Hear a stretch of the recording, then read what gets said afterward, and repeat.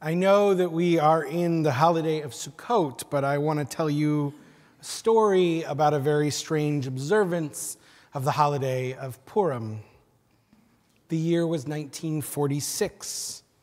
The place was the Landsberger Displaced Persons Camp, a temporary settlement for people who had just emerged from the Holocaust located near Munich. As the Purim holiday approached, the situation in the camp had become pretty dire. An article from December of 1945 says that the conditions of overcrowding, undernourishment, and lack of heat at the camp were so bad that the camp welfare director, Dr. Leo Stroll, had resigned. While some improvements were made and Stroll eventually returned to his position, the camp's residents still felt trapped. As journalist Yehuda Fogel writes, going home wasn't simple, with stories of post-war pogroms in the ether. These are pogroms taking place in Europe after the war is over. Entry to Palestine was still blocked by the British, and quotas enforced by most Western countries left the refugees stateless and destinationless, waiting. It was difficult to get them to do any of the work necessary to operate the community within the camp. Some because of depression, some because of the trauma of the forced labor they had experienced in the concentration camps, and some because they were too frail to work. As Dr. Stroll later wrote, it was a time when things were very bleak. The British were hounding the ships to Palestine. It was winter, a terrible winter, and the mood in the camp was very low. In the late winter, Dr. Stroll met with Boris Blum, a survivor who was the director of food distribution in the camp. He suggested that a Purim carnival might just be what the people needed, not only to lift their spirits, but to reignite their desire to do the work necessary to get their lives back on track. He proposed a week-long Purim carnival that would enlist as many people as possible in decorating and celebrating. As Blum's daughter later recalled, there was this idea that work should again become the impetus of re-entering life because many people were depressed after the liberation. And the theme that Stroll and Blum proposed for the holiday was a celebration of the death of the modern-day Haman that had uprooted the lives of every person in that camp, the man who had died in a bunker 11 months before ending the war. On March 17th, 1946, the Jewish residents of the Landsberger Displaced Persons Camp hung Hitler. Not just once, but dozens of times. Like Haman hanging from the gallows at the end of the book of Esther, the DPs hoisted effigies of the enemy of the Jews in all manner of demeaning forms. Hitlers were strung up all over the camp, a big Hitler and a small Hitler, a fat Hitler, hung by his head, by his neck, by his feet, by his belly. Some boisterous youth set up a grave in the center of the ghetto. The tombstone read, "Here is buried the oppressors of the Jews, Haman and Hitler. Among the insects and hell they shall find rest. May their names be erased." I don't know how to feel about these celebrations. It's hard to fault these Jews celebrating his demise, each of whom had plenty of reasons to hold a grudge. But at the same time, doesn't the book of Proverbs read, "Do not rejoice when your enemy falls"? Didn't we just read on Yom Kippur, "You do not wish the death of sinners, but urge them to return from their ways and live"? I've been thinking about these displaced Jews as I watched videos of Israelis celebrating a day when another enemy of the Jewish people, the mastermind of October 7th, has been eliminated. As I scrolled through social media in the last 36 hours, I've seen many a celebration that felt like an echo of that DP Purim. I'll admit that as I read the news, that was my first reaction too. I was tempted to post gleeful memes. But then I felt a sinking in my stomach, and I questioned that response. There's no question that the world is safer, that Israel is safer, that a clear and present threat has been eliminated.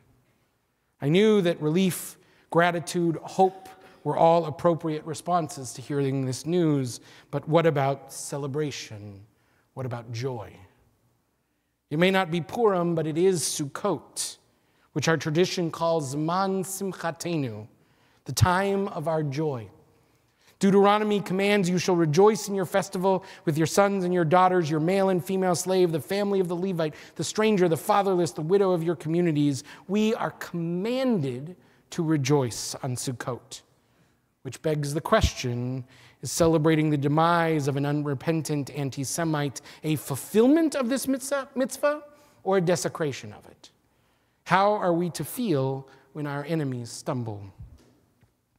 Even the book of Proverbs cannot seem to make up its mind. Sure, we are told, do not rejoice when your enemy falls. That's in chapter 24. But in chapter 11, we read, when the righteous prosper, the city exults, and when the wicked perish, there are songs of joy. On Purim, we make Haman the butt of our jokes. For thousands of years, we've been cheering his downfall. But on Passover, just a month later, we lessen our wine by 10 drops to acknowledge the Egyptians who suffered and died so that the Israelites could be free. How are we to make sense of these opposing traditions? Should we shout for joy or not?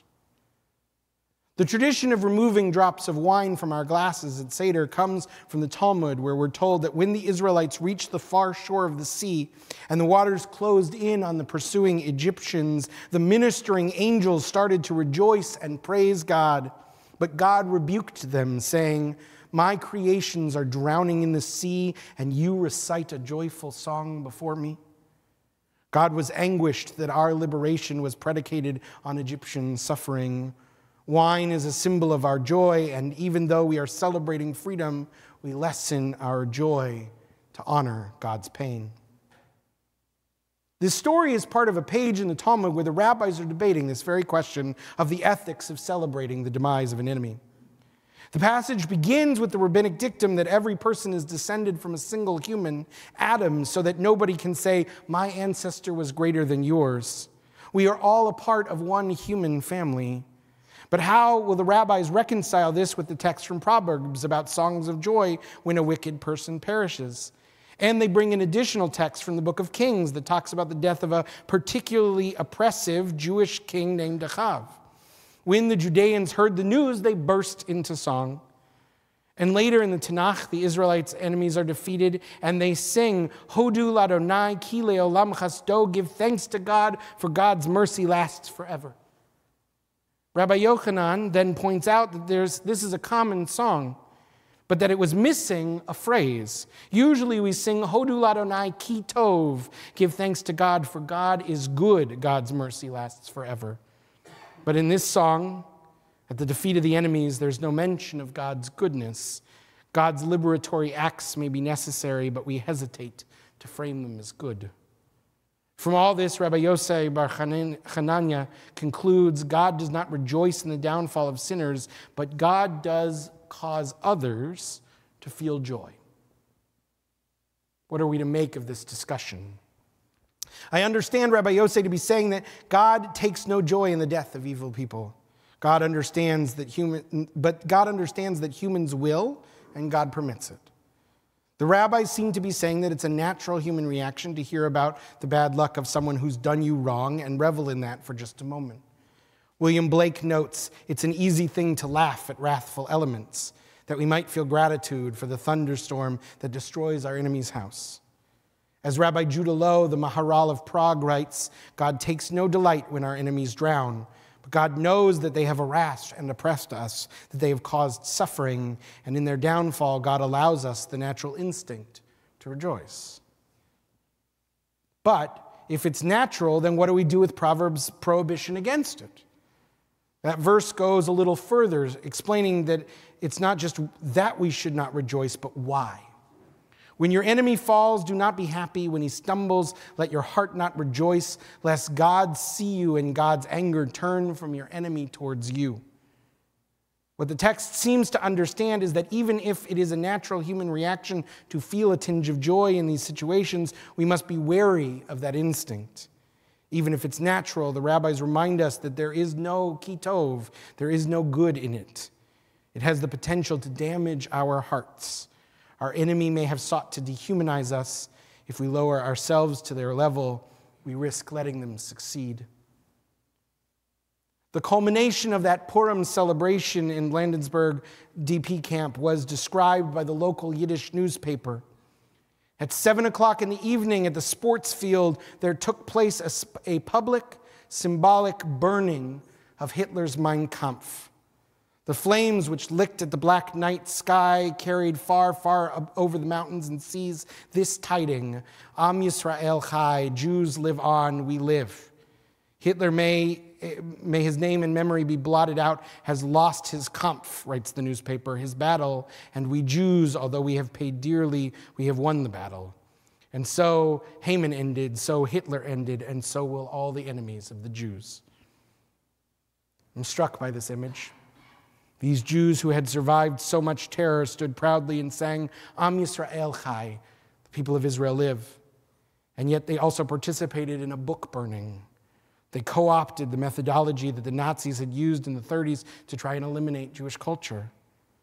That these Jews who had escaped the crematoria themselves would burn books. Any books, even the most abhorrent book, speaks to the specific way in which this human instinct to celebrate the demise of our enemy might drag us into the ashes if left unchecked.